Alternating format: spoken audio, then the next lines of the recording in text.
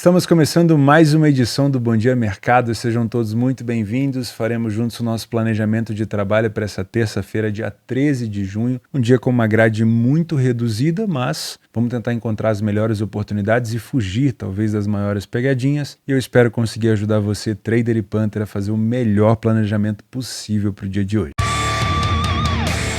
Antes de começar o nosso planejamento de trabalho para essa terça-feira, dia 13, eu quero comentar um pouquinho sobre o final de semana, as oportunidades que a gente teve, já que a gente está com uma grade fraca. Sei que tem muita gente que gosta. E também dar uma resposta para quem está me cobrando aqui nos comentários sobre a supercotação do City contra a Inter. Vocês estão cobertos de razão, já era para ter caído essa supercotação, porque, pelo visto, a Betfair está atrasando para verificar o regulamento de quem cumpriu, quem não cumpriu o regulamento. Mas já era para ter caído. Então, eu estou gravando esse vídeo no domingo, você está vendo esse vídeo na segunda à noite. Se esse bônus não caiu, pode ficar tranquilo que se a Betfair tiver algum problema para te pagar, eu não vou ter. E eu vou te pagar, beleza? Isso é questão de honra. Se eu trouxe aqui no canal, vai acontecer. Não tem nenhum tipo de discussão. Se todo mundo cumpriu o regulamento e não teve o bônus creditado, eu vou pagar esse bônus, seja transferência, seja Pix, seja do jeito que for. Eu acredito que não vai ter problema porque eu tenho parceria com a Betfair durante 5 anos e eu nunca vi isso acontecendo. Mas eu nunca boto a mão no fogo por ninguém. Mas aqui no canal vocês podem ficar tranquilos, tá bom? Tomara que no momento que vocês estejam vendo esse vídeo já tenha caído. Eu tô gravando no domingo, então a comunicação com a Betfair é mais complicada, mas pelo que eu entendi, eles estão analisando quem cumpriu o regulamento. Óbvio que já devia ter caído, tá bom? Essa supercotação, e eu espero que ela continue, é um teste. Pode ver que não tem nenhum outro parceiro Betfair divulgando isso. A gente está testando o retorno dessa promoção, que eu gosto, sinceramente eu gosto. A gente testou no jogo do City contra o Real Madrid no Bernabéu semifinal, o City saiu atrás e empatou. A gente testou no Dortmund contra o Mainz, era um jogo praticamente certo, né? Para o Dortmund vencer a equipe do Mainz, o Dortmund vacilou. A gente até começou a achar que era uma zica essa supercotação, mas agora com a Inter de Milão, o City conseguiu vencer. Então, podem ficar tranquilos, eu espero que essa promoção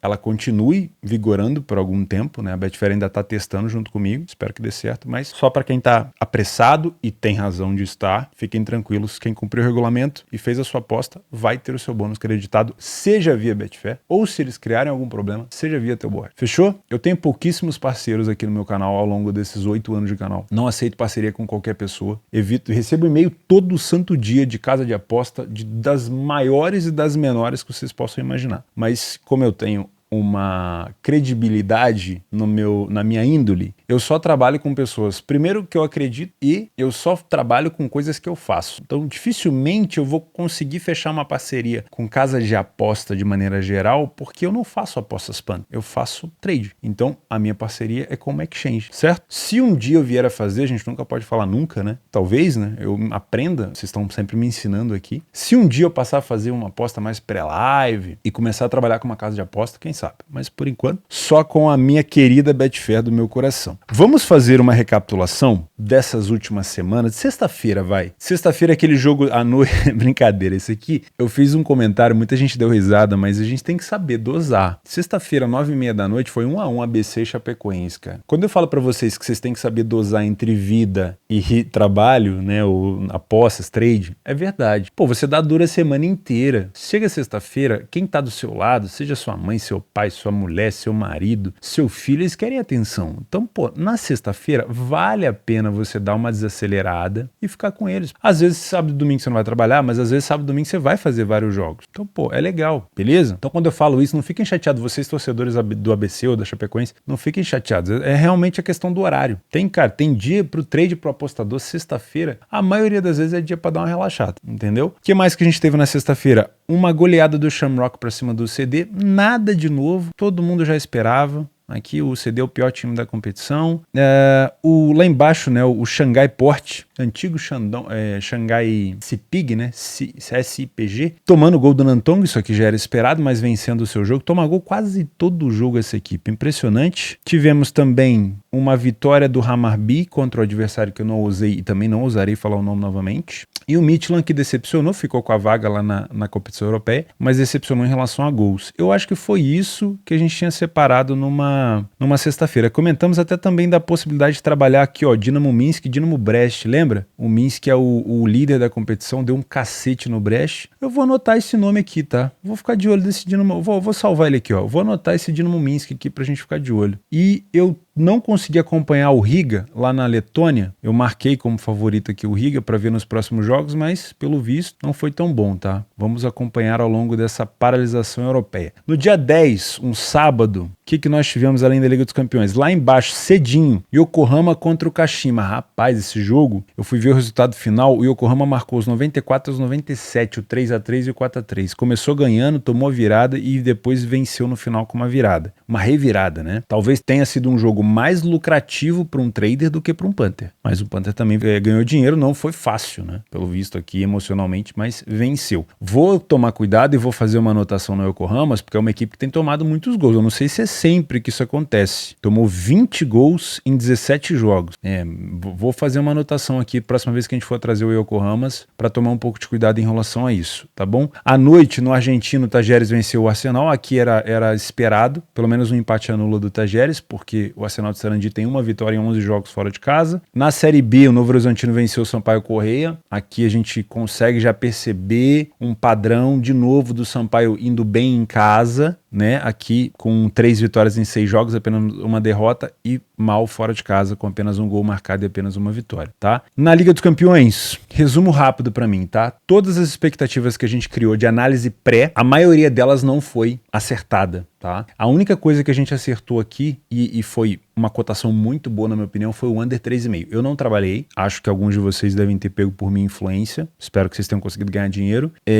Foi um jogo, de novo, onde eu esperava duas equipes com finais europeias com medo de perder, tirando vontade de ganhar, e foi mais ou menos o que eu vi, tá? Você pode perceber ao longo do jogo que a expectativa que a gente criar, um super time vai engolir o outro. Na maioria das vezes na final não é assim. Então, a minha expectativa ficou abaixo porque eu esperava um City mais dominante. E isso não aconteceu. Em nenhum momento do jogo eu consegui ver a superioridade do City. Eu, inclusive, trabalhei ao vivo. Eu poderia ter trabalhado a correção do City muito antes, desde o início do jogo, mas eu hesitei. Eu só trabalhei correções do City quando o De Bruyne saiu de campo. E aí culminou com um bom momento da Inter, né? Eu acabei tendo essa sorte, estava dentro do mercado, carregado, e culminou com um bom momento da Inter. Eu consegui fazer uma boa correção, fui fechar ali a 2,15, 2,20 o restante, e não fiz mais nada no jogo. Um City muito abaixo em relação à marcação-pressão, a Inter jogando muito bem, o City muito nervoso, com um perdão da palavra, um City se cagando em alguns momentos de nervosismo, o Akanji jogando de uma maneira meio estranha, o Walker não entrou em campo, o Guardiola optou pelo Stones, eu achei o Bernardo muito amarrado por conta disso, e o Stones acabou também fazendo uma jogada que culminou no gol, o Ederson jogou muito bem, enfim, mas foi uma final abaixo das nossas expectativas, que se cumpriu, vamos dizer assim, que acabou dessa vez. O time de melhor campanha teve a sorte, entre aspas, de ganhar. Porque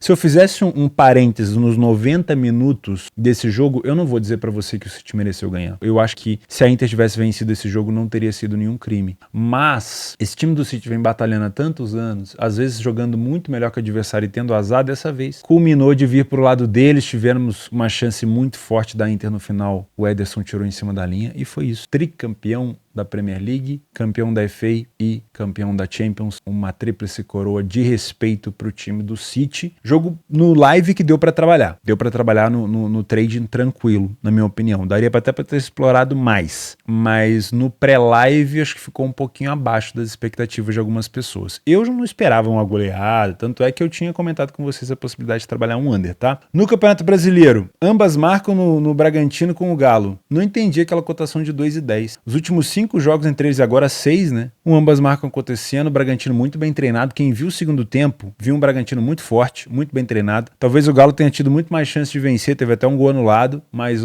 muito bem treinado esse time do Bragantino, tá? Vai dar trabalho. Cruzeiro de novo, em alguns momentos jogando bem e não conseguindo resultado. Isso aqui tem sido um problemão. Não embarquei, graças a Deus, nessa onda do Corinthians. Perdeu, foi eliminado na Libertadores, vai ter que dar uma resposta. O Cuiabá é um time chato pra caramba fora de casa. Felizmente eu não indiquei nada aqui pra vocês, né? E Botafogo Fortaleza era o over 1,5 que eu queria, e finalmente o Fortaleza me forneceu, seja tomando gol, né? Pelo menos. O Tiquinho Soares marcando 2 gols, o Botafogo líder isolado da competição. Então foi um final de semana legal, cara. Assim, dentro dos nossos planejamentos, foi um final de semana legal. Destaques negativos, o Breidablik de novo empatou, já tô de olho nesse Breidablik, tô com o pé atrás. O Malmo na Suécia venceu por 3-1 o Varnamo. E é isso. E nesse momento que eu tô gravando esse vídeo, no domingo, o que nós temos aqui? América Mineiro e Atlético Paranaense já empataram 2-2, o Twente passou, ou seja, se classificou lá para a competição europeia, 1-0, de novo um jogo under, né? De novo um jogo apertado, enfim. E aqui o mercado de gols finalmente entrou no Almer contra o Emmen. O Emmen, se eu não me engano, saiu atrás e agora ele fez um 2-1, né? Saiu atrás e fez 2-1. Às 16 horas temos a final da Liga dos Campeões da África, acho que é isso, o Al Ahly contra o Wydad Casablanca. O primeiro jogo foi 1-2, né? Foi 2-1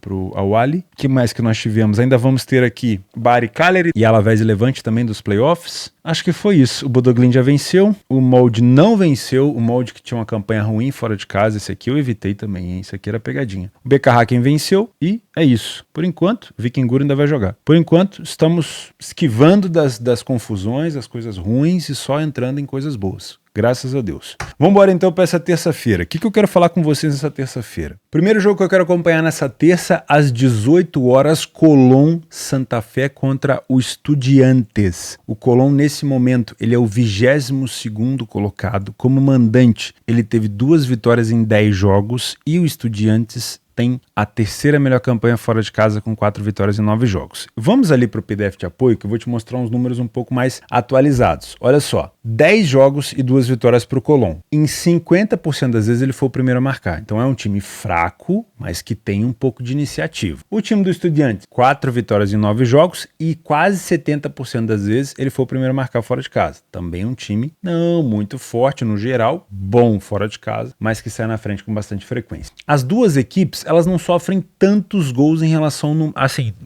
à média, não são tantos gols, mas quase todo jogo eles acabam sofrendo algum gol e falham em marcar pouquíssimas vezes. Então, na média, a gente pode cravar que essas equipes mais ou menos sofrem e fazem um gol por jogo, na média, tá? O primeiro tempo da equipe do Colón é melhor, com mais vitórias, porém, o número de derrotas da equipe do Estudiantes é menor. Então, acaba que a gente tem um cobertor curto pro lado do Colón. Por mais que a equipe vença mais, ela perde mais. Por mais que ela faça mais gols, ela toma mais gols. Então, é um cobertor curto. Não é um time confiável, vamos dizer assim. Segundo tempo, não tem superioridade. A diferença aqui é que o Colón passa a sofrer ainda mais gols e passa a marcar ainda menos. Ou seja, ofensivamente falando, o Colón tem uma queda no segundo tempo. As bolas aéreas do Estudiantes são a característica principal da equipe. A gente fala isso na Sul-Americana. Se eu não me engano, o Estudiantes está no grupo do Fortaleza. Se eu não me engano, o Estudiantes está no grupo do Fortaleza. Ou do Bragantino, perdão. No grupo do Bragantino. O Estudiantes é muito forte na bola aérea. Libertadores do ano passado, se eu não me engano, ele jogou com a equipe do Atlético Paranaense. Sempre demonstrou força nisso. 5 gols de escanteio, 7 gols de cabeça, tá? Vale a pena ficar de olho nisso. Apesar de termos uma média de um gol marcado e um gol sofrido, eu acredito num jogo com pelo menos 2 gols. Mesmo que a gente tenha under 3,5 nos últimos 8 jogos do Colón e o under 3,5 nos últimos 8 jogos do Estudiantes. Porém, quando eles se enfrentam, 4-2, 2-2, 2-1 e 2-0. E a cotação do over 1,5 tá a 1,50. É alta porque, historicamente, o campeonato argentino é um campeonato com muita chance, mas com poucos gols. Porém, me parece um confronto muito pegado. Então, olhando para a cotação do under 3,5 a 1,17, do over 1,5 a 1,50, me agrada mais pensar nesse over 1,5, tá? Então, eu, particularmente falando, como eu tenho uma cotação do resultado final, um jogo mais parelho, eu vou fazer correção de preço, vou trabalhar no trade normal no mercado de match odds. Mas se eu encontrar oportunidade para gols, eu vou trabalhar o over 1,5. Caso você seja Panther, eu não vou te indicar nada relacionado ao resultado final, porque aqui o Colón venceu 3 das últimas 5 vezes que eles se enfrentaram e tivemos um empate. Ou seja, e o outro jogo aqui a gente não tem o resultado, provavelmente foi cancelado. Então, o Colón venceu 3 das últimas 4 e tivemos um empate. O Estudiantes não venceu nenhuma. Ah, mas o Estudiantes está com uma campanha melhor fora de casa. Tudo bem, mas historicamente, nesses últimos jogos, o Colón tem levado a melhor. Então, não vou te indicar nada em relação a resultados e eu vou te indicar aqui a possibilidade de trabalhar o mercado over 1,5 com essa cotação bem alta. tá? Apesar de ser um campeonato under, pode ser um jogo para 2 gols. Também pode ser um jogo para menos de 3,5 gols, ou seja, menos de 4 gols? Pode. Pode ser ali pau pra toda a obra. Pode ser um jogo para 2 gols com menos de 4 gols. Mas por essa cotação tão alta do over 1,5, eu prefiro te indicar aqui uma situação para 2 gols nessa partida. Também às 18 horas, o Defensa e Justiça enfrenta o Belgrano. E nesse jogo a gente tem uma quantidade maior de curiosidade. Vamos lá. Primeiro a gente tem um favoritismo do Defensa e Justiça, que está praticamente na mesma posição do Belgrano, com a mesma quantidade de pontos. Porém, como visitante, o Belgrano tem uma campanha melhor do que a campanha do Defensa como mandante. Isso já me chama a atenção do porquê que essa odd do Defensa estaria tão baixa. Os últimos jogos do Defensa e Justiça em casa, a gente consegue ver sim vamos dizer assim, uma invencibilidade. São 5 jogos que eu estou olhando aqui para baixo e nenhuma derrota, porém, em 4 das últimas 5 opções, ele tomou gol, né? Ou seja, não me parece uma equipe assim 100% confiável. Das últimas vezes que eles se enfrentaram, o Belgrano, quando visitou o Defensa, conseguiu um empate, 1-1 e 1-1. E da última vez também, que foi em 2016, ele venceu por 2-1. Ou seja, das 3 últimas vezes que o Belgrano visitou o Defensa, ele ou empatou ou venceu. E a gente tem um mercado um pouco mais enviesado. Utilizando o PDF de apoio, a gente consegue de novo ver aqui o desempenho do Defensa numa campanha dentro de casa pior do que a do Belgrano. O número de vitórias é igual, o Defensa ele sai um pouco mais na frente dentro de casa e ele falha menos em marcar. A equipe do Belgrano é aquela metade-metade, né? Cara ou coroa. Ou fica sem sofrer ou falha em marcar. Uma equipe realmente que tem complicação em relação à parte ofensiva, mas não toma tantos gols assim em relação à média, tá? A média é de 1 gol por jogo. O primeiro tempo do Defensa é ligeiramente, mas muito ligeiramente melhor, principalmente pelo fator